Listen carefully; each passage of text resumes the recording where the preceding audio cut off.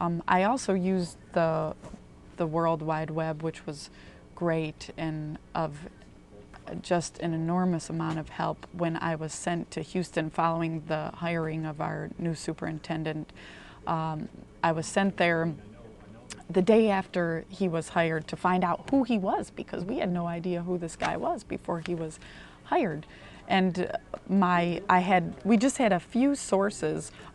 This was, first of all, this was excellent, the day finding out who he was, because we were able to, again, he was hired on, I believe, a Friday. So we had one day to find out everything we could about this superintendent. Before then, we had no idea who he was. So certainly we searched on the World Wide Web to find any hit about this guy, which was great because we came up with campaign material for when he was also a school board member. His campaign material was on the World Wide Web, which gave us all sorts of background information about him and his family and his church.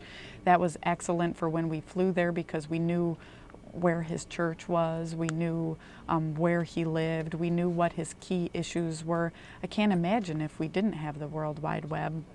We wouldn't have known anything about this man other than the few tidbits that he told us in a 15-minute press conference.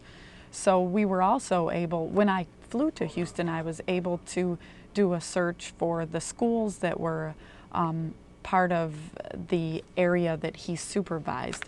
And then luckily the web has, schools have websites, so you were able to find the names of principals and teachers who were in those schools. And then I searched on anywho.com for their phone numbers, and I cold called them while I was in Houston, asking them about who this guy was. What has he done? What makes him an effective superintendent?